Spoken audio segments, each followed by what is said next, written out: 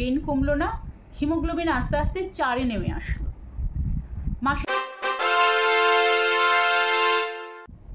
নমস্কার, আমার চ্যানেলে সবাইকে স্বাগত। আমার নাম উমা, আমার বয়স 47 বছর। রিসেন্টলি আমার TLH মানে টোটাল ল্যাপারোস্কোপিক হিস্টেরেক্টমি অপারেশন হয়েছে। আর এই অপারেশনে আমার uterus, ovary, Fallopian tube, cervix পুরোটাই বাদ গেছে। আজ আমি আপনাদের সঙ্গে আমার এই টোটাল ল্যাপারোস্কোপিক হিস্টেরেক্টমির জার্নিটাই শেয়ার করব। হিস্টেরেক্টমি এখন আমাদের 40 ঊর্ধ্ব মেয়েদের একটা কমন একটা অপারেশন হয়ে গেছে হিস্টেরেক্টমি। কারণ ইউটেরাস, ওভারি কিংবা সার্ভিক্স এর নানান রকম সমস্যায় আমরা অনেক মেয়েরাই জর্জরিত। আমার যে প্রবলেমটা ছিল সেটা ছিল অন্য আর এক দিক থেকে। আমার হতো প্রচণ্ড পরিমাণে ইউটেরাইন ব্লিডিং। পিরিয়ডস হতো আমার 18 দিন, 22 দিন, 24 দিন পর পর আমার সাইকেলটা হতো। এবং এই সাইকেলের একটা সাইকেল আমার 10 দিন থেকে 12 দিন পর্যন্ত স্টে করতো। এবং এই সময় আমার ব্লিডিং হতো হেভি মেনস্ট্রুয়াল ব্লিডিং। এই ব্লিডিংটা আমার কাছে ছিল একটা বিভীষিকা। এমনিতেই তো আমার 3 মাসে করে 10 দিন করে থাকতো। তাহলে আমার জীবনটা প্রায় বিছানায় শুয়েই কাটিয়ে দিয়েছি আমি অনেকগুলো বছর, যদি সেই হিসাবে বলতে হয়। আর তার সঙ্গে ছিল প্রচণ্ড পরিমাণে অ্যাবডোমিনাল পেন। এত পরিমাণে অ্যাবডোমিনাল পেন, একমাত্র যাদের এই ডিসমেনোরিয়া পেন, এই পেনটাকে বলা হয় ডিসমেনোরিয়া পেন। এই মেনস্ট্রুয়ালের সময় যে ব্লিডিং পেন হয়, সেই পেনটাকে বলা হয় ডিসমেনোরিয়া পেন। আর এই পেনটা যাদের আছে একমাত্র তারাই জানে যে এই পেনটা কি মারাত্মক পরিমাণে হয়। আমার তো এমনও হয়েছে আমি সেন্সলেস হয়ে গেছি, এই মেনস্ট্রুয়াল ব্লিডিং তার সঙ্গে যখন আমার অ্যাবডোমিনাল পেন একসঙ্গে হয়েছে। আমি যে চাকরি করতে যাই যে অফিসে, সেখান থেকে এমনও হয়েছে আমার বাবাকে কিংবা আমার হাজব্যান্ডকে গিয়ে আমায় নিয়ে আসতে হয়েছে গাড়িতে করে। আমি আসতে পারবো না একা, এরকম। আর যখন এরকম হতো আমি তো বিছানায় শুয়েই থাকতাম, ওঠার মতন ক্ষমতা থাকতো না। উঠলে শুধুমাত্র আমি বাথরুমেই যেতাম, বাথরুম থেকে আসলে শুয়ে থাকতাম। আমার 3 দিন করে অফিসে আমার বন্ধ থাকতো, আমি যেতে পারতাম না। হ্যাঁ, আমার অফিস আমাকে অনেক হেল্প করেছে, তা না হলে আমি এখন পর্যন্ত আমার ডিউটিটা কন্টিনিউ করতে পারতাম না। তো যাই হোক, এই হেভি মেনস্ট্রুয়াল ব্লিডিং ছিল আমার সবচেয়ে প্রবলেম, মেন প্রবলেম আমার এটাই ছিল।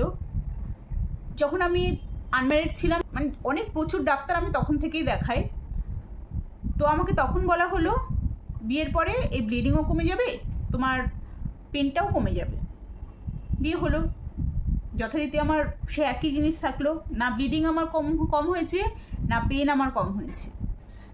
তারপরে বললো বাচ্চা হলে কমে যাবে। 2.5 বছর পরে কনসিভ করলাম, বাচ্চা হলো। যে ব্যথা সেই ব্যথায় থেকে গেল, যে ব্লিডিং সে ব্লিডিং সেরকমই থেকে গেল। তার সঙ্গে আরও নতুন নতুন অ্যাড হলো যে সিজার হয়ে আমার বাচ্চা হলো। সেই সিজারের জন্য আমার লোয়ার ব্যাক পেন প্রচণ্ড পরিমাণে বেড়ে গেল। আমার লাম্বার স্পন্ডাইলোসিস শুরু হলো, সার্ভাইকাল স্পন্ডাইলোসিস হলো। আর পেন আর ব্লিডিং যেমন ছিল সেরকমই থাকলো। আর তার সঙ্গে সিজারের পর শুরু হলো আমার সিনকোপ অ্যাটাক। যখন তখন আমি অজ্ঞান হয়ে যেতাম, ব্ল্যাক আউট হয়ে যেতাম। আমার কোনো সেন্স থাকতো, আমি সব কিছু শুনতে পারতাম, কিন্তু আমি কোনো রেসপন্স করতে পারতাম না। অনেকটা ঠিক কোমায় চলে যাওয়ার মতন। পুরোপুরি কোমায় না, আমি সব কিছু শুনতে পাচ্ছি, কিন্তু আমার কোনো কিছু আমার হাত উঠছে না, আমি চোখ তাকাতে পারছি না, আমি কিছু বলতে পারছি না, কিন্তু আমি সব শুনতে পাচ্ছি। জীবন মৃত টাইপের। এই অ্যাটাকটা আমার সিজারের 22 দিন থেকে শুরু হলো। তারপর থেকে মাঝে মাঝে এই অ্যাটাকটা আমার হতো। হঠাৎ করেই আমার সিনকোপ অ্যাটাক হয়ে মাথা ঘুরে পড়ে গেলাম, এরকম হতো। হিমোগ্লোবিন চেক করা হলো, হিমোগ্লোবিন তো আমার অনেক কম। হিমোগ্লোবিন আমার 5 কিংবা 6। আর যখনই আমার 5 হয়ে যায়, 6-এর কম হয়ে যায়, তখনই আমি আর উঠতে পারি না, চলতে পারি না। কিন্তু তার সঙ্গে আমার ইউটেরাইন ব্লিডিং যেমন 6 দিন থেকে 8 দিন, 10 দিন হেভি মেনস্ট্রুয়াল ব্লিডিং, সেটা তো আছেই। তার কোনো সেই ব্লিডিং যে কোথার থেকে আসছে, সেই ব্লাড যে কোথার থেকে আসছে জানি না, কিন্তু আমার হিমোগ্লোবিন দিন দিন কমে যেতে থাকলো। বয়সটাও বাড়লো, বয়সটাও যত বাড়ছে তত আমার প্রবলেম আরও বেশি বাড়ছে। এদিকে যত গাইনোকোলজিস্ট দেখাচ্ছি, গাইনোকোলজিস্ট বলছে আপনার গাইনির কোনো সমস্যা নেই, আপনার ব্লাড রিলেটেড অন্য কোনো প্রবলেম আছে। তো হেমাটোলজিতে দেখালাম, চেন্নাই গেলাম, চেন্নাই গিয়ে অ্যাপেলোতে দেখালাম, সেখানে হেমাটোলজিস্টকে উনি ওখানে সমস্ত রকম টেস্ট করলেন, কোনো কিচ্ছু পাওয়া গেল না। ওখান থেকে ফিরে আসলাম, ফিরে এসে আমি মেডিকেল কলেজে হেমাটোলজিস্ট ডিপার্টমেন্টে দেখালাম। ওখানকার যে হেমাটোলজিস্ট উনি আমাকে আরেকটা থ্যালাসেমিয়া, আগেও একবার করেছিলাম আমি থ্যালাসেমিয়া টেস্ট করেছিলাম, তখন আমার থ্যালাসেমিয়া টেস্টে বিটা থ্যালাসেমিয়া নেগেটিভ ছিল। এবার ওরা আবার থ্যালাসেমিয়া টেস্ট করলো, করে বলল আপনার ডেল্টা বিটা থ্যালাসেমিয়ার কেরিয়ার আপনি, কিন্তু তার জন্য আপনার হিমোগ্লোবিন এরকম কমে যাওয়ার কথা না। আপনার হিমোগ্লোবিন অন্য কোনো কারণে কমছে, আপনি কোনো গাইনোকোলজিস্টকে দেখান। আমার অবস্থা হয়ে গেছে, মানে এদিক থেকে গাইনোকোলজিস্ট বলছে আপনার গাইনির কোনো প্রবলেম নেই, আপনি হেমাটোলজিস্টকে দেখান। হেমাটোলজিস্ট বলছে গাইনির আপনার হেমাটোলজি যে প্রবলেম আছে তার জন্য আপনার এত পরিমাণে মানে ব্লিডিং হওয়ার কথাও না, এত পরিমাণে হিমোগ্লোবিন কমে যাওয়ার কথাও না। থ্যালাসেমিয়ারকে নিয়ে না আপনি তো কেরিয়ার, তাহলে আপনার এতটা পরিমাণে হিমোগ্লোবিন কমে যাওয়ার কথা না, 4 হয়ে যাওয়ার কথা না, আপনি দেখান গাইনোকোলজিস্টকে। মেডিসিন, গাইনোকোলজিস্ট আর হচ্ছে হেমাটোলজিস্ট, এই তিনের চক্করে পড়ে আমার জীবন ওষ্ঠাগত। এত টেস্ট, এত ওষুধ খেয়ে খেয়ে আমার হয়ে গেল ফ্যাটি লিভার, কিন্তু আমার সেই ব্লিডিং কমলো না, পেন কমলো না, হিমোগ্লোবিন আস্তে আস্তে 4-এ নেমে আসে। মাসের পর মাস আমি কয়েকদিন ডিউটি করি, মাসের পর মাস আমি বিছানায় শুয়ে থাকি, মুখ ফুলে যায়, কোনো দিন সকালে উঠে দেখি মুখ পুরো ফুলে, চোখ ফুলে এরকম হয়ে গেছে, হাঁটতে পারি না, চলতে পারি না, সবসময় যেন একটা যার যেটা হয় আর কি, সবসময় লেথার্জি, কোনো কিছুতে কোনো ভালো লাগে না, আর টেনশন তো আছে যে কোন সময় কিনা হয়ে যায়, ছোট একটা বাচ্চা আছে তার না কি হয়ে যায়, সে অনাথ হয়ে যাবে। তো এরকম করতে করতেই যাচ্ছিলাম। তারপরে দেখলাম যে বয়সটা তো 45+ হয়ে গেছে, এখন হিস্টেরেক্টমি করে নেওয়াই ভালো। হিস্টেরেক্টমি করলে যে আনুষঙ্গিক আমার প্রবলেমগুলো হবে, কিন্তু এত পরিমাণে ব্লিডিং, এই যে হিমোগ্লোবিন কমে আমার 4 হয়ে যাচ্ছে, এটার থেকে তো আমি বাঁচবো। তো সেই হিসাবেই আমি ডক্টরকে দেখালাম, গাইনোকোলজিস্টকে। উনিও দেখলেন যে মেয়ের বয়স এখন 15 বছর হয়ে গেছে, তো এখন ওনার করাই যায়, হিস্টেরেক্টমি করাই যায়। তো সেরকম উনি একটা ডায়েটিশিয়ান অ্যান্ড কিউরেটিজের জন্য আমাকে বললেন অ্যাডমিশন হতে, সেই হিসাবে আমি ডিসি করার জন্য অ্যাডমিশন হলাম। আমার ডিসি হলো, ডিসি হওয়ার পর ওনারা বললেন যে আপনার কিন্তু এন্ডোমেট্রিয়ামটা অনেকটাই ঠিক ছিল, প্রচুর এন্ডোমেট্রিয়াম কিউরেটেজ করে আমরা বের করেছি। তারপরে 1 সপ্তাহ মতন মনে আমি ডিউটি করেছিলাম, 1 সপ্তাহ কিংবা 10 দিন। ডিসি হওয়ার পরে 1 সপ্তাহ 5 দিন আমি রেস্টে ছিলাম। 5 দিন রেস্টে থাকার পরে আমি এই 8 থেকে 10 দিন আমি ডিউটি করেছি, ভালোই ডিউটি করেছি, কোনো প্রবলেম নেই। একদম মানে স্পটিং হচ্ছিল, ডিসি করার পরে স্পটিং হয়েছিল কয়েকদিন, তারপরে আর স্পটিংটাই থাকছিল, ওটা কিন্তু কন্টিনিউ করেছিল, স্পটিং আমার বন্ধ হয়নি। তো আমি ডক্টরকে বললাম যে আমার স্পটিং কিন্তু বন্ধ হয়নি, স্পটিং এখনও চলছে।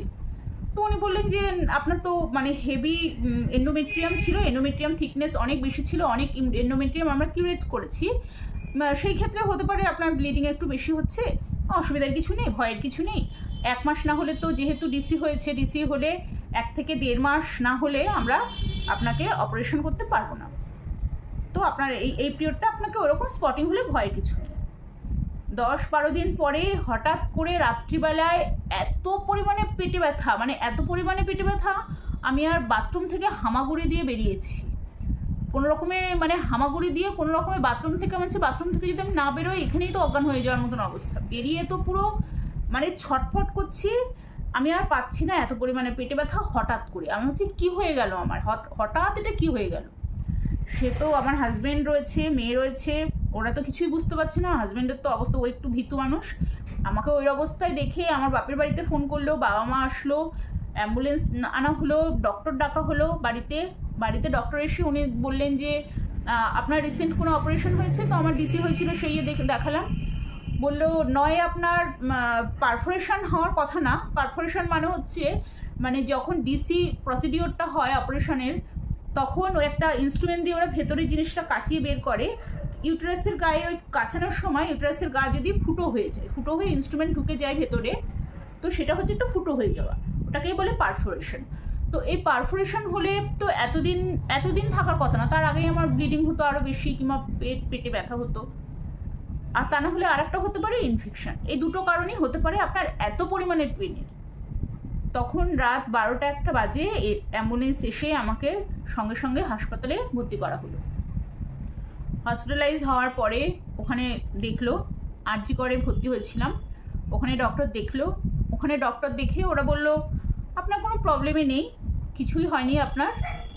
মানে ওরা এটা একটা বলতে চাইলো যে আমার কিছুই হয়নি, আমি রাত্রিবেলায় এমনি আমার হঠাৎ করে ইচ্ছা হয়েছিল আরজি করে একটু ঘুরে আসি, তো আমি সেরকম গেছিলাম, আমার কোনো কিছুই ছিল না, আমার ব্যথা হতেই পারে না, এরকম একটা ওদের বলার যে সেটার মানে হচ্ছে এটাই ছিল যে আমি এমনিই গেছি, আমার ভয় পাওয়ার কিছুই নেই, আমার ব্যথা কিছুই নেই, আমি এমনিই গেছি। আমি ওদের বলে করাতে পারছি না যে আমার এত পরিমাণে ব্যথা তাহলে কেন হলো। বলছে ও আপনি ভয় পাচ্ছেন, ওসব কিছু না।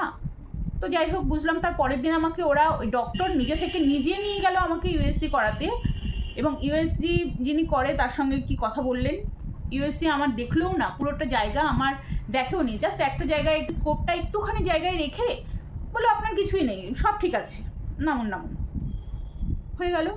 আমার ইউএসজি রিপোর্টে ওখান থেকে লিখে দিল যে ইউএসজি রিপোর্ট ওকে। আমার প্রশ্ন হচ্ছে তাহলে এত পরিমাণে ব্যথা, মানে এত ব্যথা, মরে যাওয়ার মতন ব্যথা, তাহলে ব্যথাটা কেন?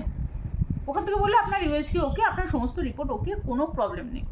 মানে ওদের অপারেশনে, যেখানে আমি অপারেশন হয়েছি সেখানে আমার কোনো মানে ওদের কোনো গলতি নেই। আমি মিথ্যা কথা বলে হাসপাতালে রাত 1টা-2টার সময় অ্যাম্বুলেন্সে হয়ে ভর্তি হতে গেছি। আমি বাড়িতে আসলাম, আমার হাজব্যান্ড বললো যে এরকম করে হবে না, ব্যথা তো তোমার এত ব্যথা, তখনও পর্যন্ত আমি 2 রকম অ্যান্টিবায়োটিক খেয়েছি, 2 রকম মানে পেন কিলার তো সমানে খেয়ে যাচ্ছি, তা সত্ত্বেও আমার ব্যথা যাচ্ছে না। বলছে এত ব্যথা কেন হবে? বলছে বাইরে যিনি দেখতে এসেছিলেন আমাকে বাড়িতে, উনি অ্যাডভাইস করেছিলেন আপনি একটা অ্যাবডোমিনাল সিটি স্ক্যান করবেন। তো হসপিটালের ডাক্তার তো আমাকে বলে দিল যে আপনার কোনো ব্যাপার নেই, কিছুই হয়নি, আপনার মনের ভুল। তো আমি ওনার প্রেসক্রাইব অনুসারে আমি বাইরে থেকে আমি অ্যাবডোমিনাল সিটি স্ক্যান করলাম। করে দেখা গেল আমার পুরো ইনফেকশন হয়ে 2টো ওভারিতেই পাস ভর্তি হয়ে এরকম হয়ে রয়েছে, ফুলে এরকম টসটসে হয়ে রয়েছে, এবং সেটা রেডিয়েট করে গেছে ওই পাসটার পুরো ফ্যালোপিয়ান টিউবে। আর আমাকে ওখানে ডাক্তার বলে দিল আপনার কিছুই হয়নি। তো যাই হোক, সে রিপোর্ট নিলাম, রিপোর্ট নিয়ে আবার ওই ডাক্তারকে দেখাতে গেলাম। তো উনি দেখলো, দেখে বললো যে হ্যাঁ তাহলে একটা ইনফেকশন আপনার হয়েছে, তো এখন তো অপারেশন করা যাবে না, ঠিক আছে এটা কমুক, তারপরে আমরা আবার ওষুধ দিচ্ছি, তারপরে অপারেশন করব। তো ওখান থেকে আসলে আমার হাজব্যান্ড বললো ওখানে তুমি অপারেশন করাবে না।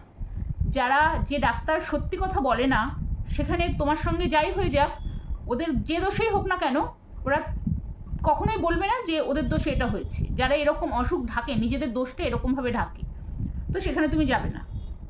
অন্য ডাক্তার দেখালাম, একজন ভালো ডক্টর, সবার সঙ্গে আমি কনসাল্ট করলাম। আমার ওখানে অফিসে যাদের আগে এরকম হিস্টেরেক্টমি হয়েছে সবার সঙ্গে আমি কনসাল্ট করলাম।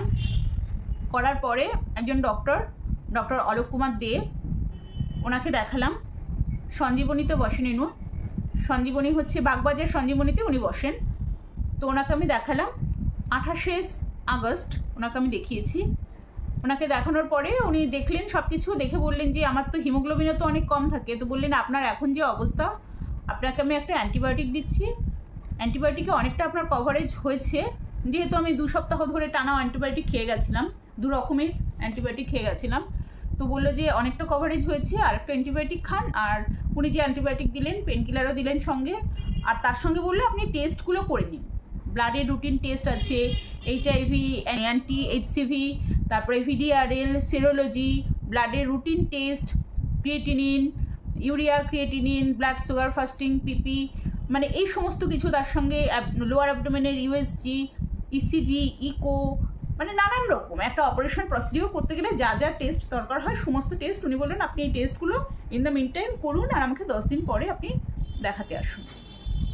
তো আমি সমস্ত টেস্টগুলো করলাম। সমস্ত টেস্ট করার পরে ওনাকে দেখাতে গেলাম। এর মধ্যে আমার আবার যেহেতু আমার ছিল হিমোগ্লোবিন কম থাকার জন্য, আর আমার থাকার জন্য কীভাবে থ্যালাসেমিয়ার কেরিয়ার হওয়ার জন্য আমাকে উনি হেমাটোলজিস্টের কাছেও একবার পাঠালেন। হেমাটোলজিস্টদের দেখালাম, ওখানে আমার ধরা পড়লো হেমোফিলিয়া।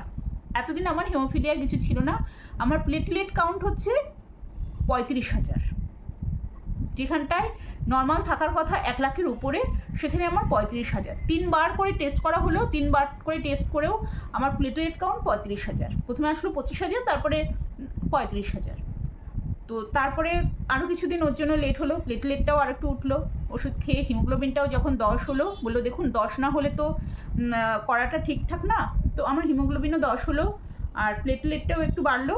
তারপরে উনি আর দেরি করলেন না, বললো আপনার ব্লাডের এত রকমের প্রবলেম আছে, আমি আর দেরি করব না, এখন একটু আছে, আমি এই সময় আপনার হিস্টেরেক্টমিটা করবো, কিন্তু অ্যাবডোমিনাল হিস্টেরেক্টমি আমি করবো না, আমি ল্যাপারোস্কোপিক হিস্টেরেক্টমি করব, তাতে আপনার রিস্ক অনেকটা কম।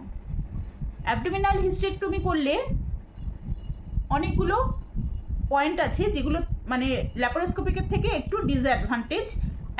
টোটাল অ্যাবডোমিনাল হিস্টেরেক্টমি, যেটা আর কি ওপেন হিস্টেরেক্টমি হয়, তার সঙ্গে ল্যাপারোস্কোপিক হিস্টেরেক্টমিতে অনেক সুবিধা। আমি পরের ভিডিওতে আপনাদের সঙ্গে শেয়ার করব কেন আমরা ল্যাপারোস্কোপিক হিস্টেরেক্টমি বেছে নেব। তো যাই হোক, আমার ল্যাপারোস্কোপিক হিস্টেরেক্টমি উনি করলেন। আমি 20 সেপ্টেম্বর 2024 সকাল 9টার সময় সঞ্জীবনীতে অ্যাডমিশন হলাম। 10টার সময় আমায় ওটিতে নিয়ে গেল। 45 মিনিটস লেগেছিল হয়তো আমার ওটিটা হতে। ওটি খুবই ভালো করেছেন। আমাকে ওখান থেকে ডিসচার্জ দিয়েছিল 22 তারিখে বিকালবেলায়। 22 তারিখে বিকালে আমার ডিসচার্জ হয়ে গেল। 20 তারিখে ওটি হওয়ার পরে 21 তারিখে আমি হাঁটলাম। আমাকে সকালবেলা হাঁটিয়ে নিয়ে গেল বাথরুমে, তারপরে রাত্রিবেলায় ওখানে হাঁটালো, সমস্ত কিছু দেখলো আমার ওকে আছে, তারপরে আমাকে 22 তারিখে ডিসচার্জ দিল। তো আমি বাড়ি চলে আসলাম। ওখানে আমার ফার্স্ট দিন আমার প্রচণ্ড পেন হয়েছিল, মানে যখন ওটি থেকে আমি আসলাম তারপরে মানে প্রচণ্ড পেন, বিকালের দিকে তো আমার প্রচণ্ড পেন হয়েছে, মানে হাত লাগাতে পারছিলাম না লোয়ার অ্যাবডোমেনে, এত পরিমাণে পেন, কোনো পেন কিলারে আমার কিছু হচ্ছে না। তারপরে লাস্টে ফেন্টানিল উনি অর্ডার করলেন, ফেন্টানিল দিল। ফেন্টানিল দেওয়ার পরে রাত্রে আমি ঘুমালাম। আর তার পরের দিন সকালবেলা আবার ডক্টর আসলেন। পরের দিন এসে বললো যে ম্যাম কালকে আপনার একটু প্রবলেম হয়েছে। আমি বলছি হ্যাঁ স্যার, কালকে প্রচণ্ড পেন ছিল বলে লাস্টে আমার ফেন্টানিল দিতে হয়েছিল। তো যাই হোক, ওই একটাই ফেন্টানিল দিতে হয়েছিল, আর এমনি যে রুটিন পেন কিলার যে ইঞ্জেকশন প্রথম দিন দিয়েছিল, দ্বিতীয় দিন মানে মর্নিংয়ে দিয়ে ইঞ্জেকশন, তারপর থেকে আমাকে মেডিসিন দিয়ে দিয়েছিল, ওরাল মেডিসিন করে দিয়েছিল। আর তারপরের দিন বিকালবেলায় আমার ডিসচার্জ হয়ে গেছিলো। তো এই তো অপারেশন জার্নিটা আমার স্মুথলি কেটে গেল। বাড়িতে আসলাম। বাড়িতে এসে আমাকে উনি বললেন এমনি রেস্টে থাকবেন, বিছানায় শুয়ে থাকবেন অবশ্যই, কিন্তু সবসময় বিছানায় শুয়ে থাকার দরকার নেই, একটু হাঁটাহাঁটি করবেন আর সোজা হয়ে হাঁটবেন। আমি সেটাও শেয়ার করব যে পোস্ট অপারেটিভলি আমরা কিভাবে নিজেদের তাড়াতাড়ি করে কিওর করে নিজেদের কাজের জায়গায়, কিংবা যে ওয়ার্কিং ওমেন হয় সে ওয়ার্কিং ওমেন মানে নিজের কাজের জায়গায় ফিরে যাবে, যারা হাউস মেকার হয়, হোম মেকার হয়, তারা তাদের নিজস্ব কাজের জায়গায় ফিরে যাবে, সেটা নিয়েও আমি একটা ভিডিও করব। তো যাই হোক, আমি 7 দিন পরে ওনাকে দেখাতে গেলাম। তো সব কিছু ওকে ছিল, আমিও খুব খুশি ছিলাম। ওখানে 7 দিন পরে উনি আমাকে আরও 7 দিন এক্সটেন্ড করলেন রেস্ট, যেহেতু আমি ওয়ার্কিং ওমেন, আমি চাকরি করি, আমার রেস্ট ডক্টরদের অ্যাডভাইস লিখে দিতে হয় যে রেস্ট এই কয়দিন। তো উনি লিখে দিলেন আরও 7 দিন। কিন্তু ওই 10 দিন পরে আমার হঠাৎ করে ব্লিডিং হলো। রাত্রে গিয়ে দেখি হঠাৎ করে ব্লিডিং, কিন্তু ব্লিডিংটা মানে থাই থেকে গড়িয়ে চুয়ে চুয়ে রক্তটা পড়ছে, ফ্রেশ পুরো রক্ত না, কিন্তু একটু জল জল টাইপের রক্ত। তো আমি তো ভয় পেয়ে গেলাম। আবার ওনাকে ফোন করলাম রাত্রে। উনি বলেছিলেন যখন আপনার কোনো প্রবলেম হবে আমাকে ফোন করবেন, ফোন যদি আমি না ধরতে পারি আপনি একটা হোয়াটসঅ্যাপ করে রাখবেন, আমি আমার সময় মতন দেখে আপনাকে অ্যান্সার দিয়ে দেবো। তো ওনাকে ফোন করলাম, উনি ফোন ধরলেন। বললাম আমি এই হয়েছে। বললো আপনি তাহলে এক কাজ করুন, আপনি এই সপ্তাহেই আমাকে একবার এসে দেখিয়ে যান। আর যেহেতু আমার একটা হিমোফিলিয়ার প্রবলেম ছিল, প্লেটলেট কম ছিল, উনিও একটু টেনশনে ছিলেন। আর প্লেটলেট কম থাকলে ব্লিডিংয়ের একটু প্রবলেম হয়, মানে ব্লিডিং শুরু হলে আর থামতে চায় না। তো ওনাকে দেখালাম। বললো এটা খুবই রেয়ার কেস, হয় অনেকের হয়, ম্যাক্সিমামের হয় না, অনেকের হয়। আর তার সঙ্গে আপনার তো একটু ব্লাড রিলেটেড একটু প্রবলেম আছে। তারপরে উনি আবার সমস্ত কিছু দেখলেন, দেখে মেডিসিন দিলেন এবং আরও অ্যান্টিবায়োটিক আর একটু চেঞ্জ করে দিলেন, তার সঙ্গে ক্যালসিয়ামও দিলেন। তখন অ্যাড করলেন ক্যালসিয়াম। আর যখন উনি আমাকে ডিসচার্জ দিয়েছিলেন, ডিসচার্জের সময় কিন্তু ছিল আমার অ্যান্টিবায়োটিক, 2 রকমের ছিল অ্যান্টিবায়োটিক, পেন কিলার ছিল একরকম, তার সঙ্গে গ্যাসের ওষুধ ছিল 2 রকম, একটা ট্যাবলেট প্যান্ডি আর একটা ছিল প্যান এমপিএস যেটা হচ্ছে লিকুইড, আর একটা ছিল ল্যাক্সেটিভ মানে যেটাতে স্টুল আমার একদম নরম হবে।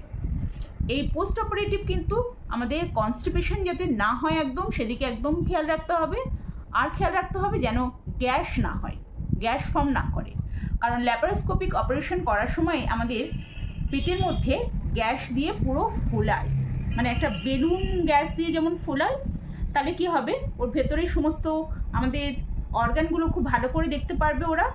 কারণ ল্যাপারোস্কোপিক হিস্টেরেক্টমি হচ্ছে ইনস্ট্রুমেন্ট একটা ঢোকায় হচ্ছে অ্যাবডোমেনের এই নাভির জাস্ট উপরে একটা, এইদিকে ঢোকায় একটা আর এইদিকে 2টো, তো টোটাল 4টে এরকম ফুটো হয়, ফুটো দিয়ে ইনস্ট্রুমেন্ট ঢোকায়, ঢুকে ওরা ওই মানে সামনে একটা টিভি থাকে, টিভিতে দেখে দেখে দেখে দেখে ওই ওখান থেকে কেটে কেটে অপারেশন করে। তো ওই গ্যাস ঢোকায়, কার্বন ডাইঅক্সাইড গ্যাস ঢোকায় পেটে, আর এই গ্যাসের জন্যই মানে এমনিতে আমরা যা খাই একটু জাস্ট একটুখানি খেলেই মনে হয় পেট যেন পুরো ভরে গেছে, পেট ফেটে যাবে, প্রচণ্ড পেট ব্যথা করে। প্রথম 7 দিন তো আমার যাই খেতাম এইটুকুনি খেলেই পুরো মনে হচ্ছে আমার পেট এখনই ফেটে বাস্ট হয়ে যাবে, এত পরিমাণে পেট ফুলে এরকম হয়ে যেত। তো গ্যাসের ওষুধ প্রচুর খেয়েছি ওই টাইমটায়, মানে এমপিএসও খেয়েছি, তার সঙ্গে প্যান্ডিও খেয়েছি। আর খাবার এমন খেতে হবে যাতে রাফেজ থাকে, যাতে ফাইবার টাইপের খাবার যেন থাকে, আর গ্যাস ফর্ম না হয় এরকম খাবার খেতে হবে, অল্প অল্প করে বারবার খেতে হবে। ফাস্টফুড কিছু খাওয়া যাবে না, তেল মশলা কিছু খাওয়া যাবে না। তো এরকমই চলে আমি 1 মাস পরে 31 দিনের মাথায় উনি আমাকে দেখে বলল আপনি ফিট অ্যান্ড ফাইন, আপনার একদম সব কিছু ঠিক আছে। এবং আমি খুব ভালো হেঁটেছিলাম, মানে আমি ঘরের মধ্যে হেঁটেছি এমন কিছু না, আমি রান্নাঘরে গিয়ে দাঁড়িয়ে দাঁড়িয়ে কোনো কিছু নিজের ফল টল কেটেছি, কিন্তু চাপ দিয়ে কাটতে হয় এরকম ফলগুলো কাটেনি, এরকম কিছু না, জাস্ট ঘরের মধ্যে হাঁটা চলা কথা বলা এরকম এই সমস্ত করা যায়। কেউ আসলে বসেছি খানিকক্ষণ শুয়েছি, এরকম করেছি, একদম পুরো বেড রিডেন ছিলাম না, তাই জন্য আমার রিকভারি ফার্স্ট হয়েছে। আমি 31 দিনের পরে আমি অফিসে জয়েন করেছি, আমার আজ 6 মাস হয়েছে, 6 মাস পূর্ণ হলেও আমি আপনাদের সঙ্গে তাই জন্যে আজকে এই ভিডিওটা শেয়ার করলাম। এখন আমি ভালো আছি। হ্যাঁ, আমার একটা প্রবলেম হচ্ছে, সেটা হচ্ছে আমার এই আপার অ্যাবডোমেন ভুঁড়ি হয়ে গেছে, আমি হয়ে গেছি প্রচণ্ড ফ্যাটি, মোটা হয়ে গেছি। আমার আগে আমাকে যারা দেখেছে আমি এরকম পাতলা ছিলাম, কিন্তু এখন আমি মোটা হয়ে গেছি, মোটা মানে একটু ওয়েট ক্যারি করেছি, পেটটা মোটা হয়ে গেছে, এটা হচ্ছে আমার সবচেয়ে দুঃখের কারণ। আমার ফিগারটা আগে কি সুন্দর ছিল, আর এখন এই উপরের পেটটা একটু মোটা হয়েছে, এই যে দেখতে পাচ্ছেন না, এই যে ওটা আস্তে আস্তে এক্সারসাইজ করছি। এত 6 মাস তো 6 মাস আমি কোনো সেরকম এক্সারসাইজ করিনি। ল্যাপারোস্কোপিকের পরে কোন এক্সারসাইজটা আমি কন্টিনিউ করতাম আর কোন এক্সারসাইজগুলো আমি করিনি আর 6 মাস পরে করবো আর কি, সেটাও আমি আপনাদের সঙ্গে আরেকটা ভিডিওতে শেয়ার করব, যে ল্যাপারোস্কোপির পরে কোন কোন এক্সারসাইজগুলো আমাদের অবশ্যই করতে হবে আর কোনগুলো আমরা 6 মাস পরে থেকে স্টার্ট করব। তো যাই হোক, আমি ল্যাপারোস্কোপিকের পরে ওই মানে ব্রিদিং এক্সারসাইজগুলো খুব করতাম। এই 6 মাস হচ্ছে, এইবার আমি রেগুলার আমার এক্সারসাইজের দিকে মন দেব। আস্তে আস্তে আশা করি ওয়েট আর একটু কমাতে পারবো, লস হবে, আর তার সঙ্গে আমার অ্যাবডোমেনের এই মেদটাও কিছুটা কমবে। তো আমি এটা নিয়ে কিছু ভাবছি না, এটা আছে ঠিক আছে, চলে যাবে এক্সারসাইজের সঙ্গে সঙ্গে। মেন যে আমার প্রবলেম ছিল, আমি সেই প্রবলেম থেকে এই 6 মাস অনেক ভালো আছি।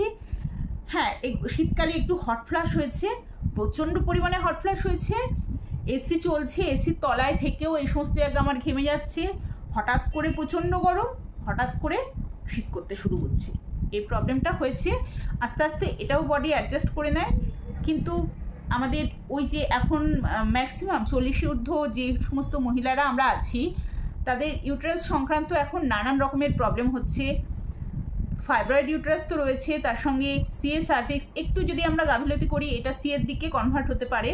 যেমন আমার পুরো ইনফেকশন হয়ে গেছিলো, পুরো পাস হয়ে গেছিলো, এটাকে তো আমাকে যেভাবে এই ডক্টররা ইগনোর করছিল কিছুই হয়নি, এগুলো পেন কিলার খেয়ে খেয়ে যদি আমি থাকতাম, ওটা আমার অন্য দিকে টার্ন নিত, তারপরে আমার মানে কি হতো জানি না, আমাকে ঈশ্বর বাঁচিয়েছে, ঈশ্বর আমাকে সঠিক সময় সঠিক রাস্তা দেখিয়েছে। তো আমার এই সার্জারিটা হয়েছে, ভালো হয়েছে। আমার হিস্টোপ্যাথোলজি যে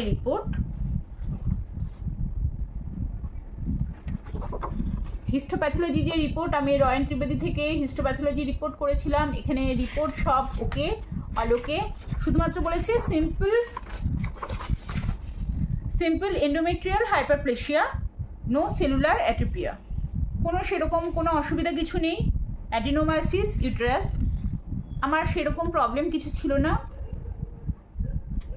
আর আমার রিপোর্ট ওকে আছে, হিস্টোপ্যাথের রিপোর্ট আমার ওকে আছে।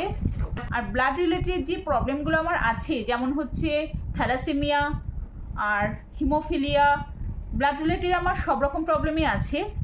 আর এরপরে অপারেশনের পরে আমি এখনও পর্যন্ত হিমোগ্লোবিন চেক করিনি, কারণ আমার সেই সিনকোপ অ্যাটাক আগে যেটা প্রায় প্রতি সময় হতো, এখনও পর্যন্ত সেই সিনকোপ অ্যাটাকটা হয়নি, খুব কম হয়েছে। মাঝে মাঝে চেয়ারে মানে অফিসে বসে বসে কাজ করছি, হঠাৎ করে মনে হয় যেন ভেতরটা একদম এরকম করে ঘুরে আসলো, কিন্তু ওই উইদিন সেকেন্ড মনে হয় যেন ভেতরটা এরকম করে ঘুরে আসলো, কিন্তু মানে পড়ে যাওয়া এই ব্যাপারটা নেই। ব্লাড রিলেটেড প্রবলেম আমার ছিল, আছে, সারা জীবন যতদিন বাঁচবো আমার এটা সঙ্গে নিয়েই থেকে যেতে হবে। তার সঙ্গে তো মাল্টিপল ফ্র্যাকচার আছে, আমার রিবস ফ্র্যাকচার আছে, মাল্টিপল রিবস ফ্র্যাকচার আছে, তো সেগুলো ঠিক আছে। এখন এইটার থেকে তো অনেকটা রিকভার করেছি। তো এই ছিল আমার টোটাল ল্যাপারোস্কোপিক হিস্টেরেক্টমির জার্নি। এখন 6 মাস হয়েছে, এখন নতুন একটা ফেজে আমি এন্টার করছি। আমি সবসময় শেয়ার করে যাব আমার জার্নিটা, যাতে আরও 10 জন আমার এই ভিডিওটা দেখে কিছুটা উপকৃত হন এবং তাদের জার্নিটা যাতে স্মুথ হয়। সেই জন্য আমি হিস্টেরেক্টমির পরে কীভাবে আপনারা পরবর্তী স্টেপগুলো নেবেন, যাতে আপনারা পরবর্তী জীবনটা মানে আরও বেশি হেলদি কাটাতে পারেন, আমার চেষ্টা সবসময় সেটাই থাকবে। পরের ভিডিওগুলো আসতে চলেছে, পরের ভিডিওগুলো অবশ্যই দেখবেন। আজকের ভিডিওটা এখানেই শেষ করছি, দেখা হবে পরের ভিডিওতে।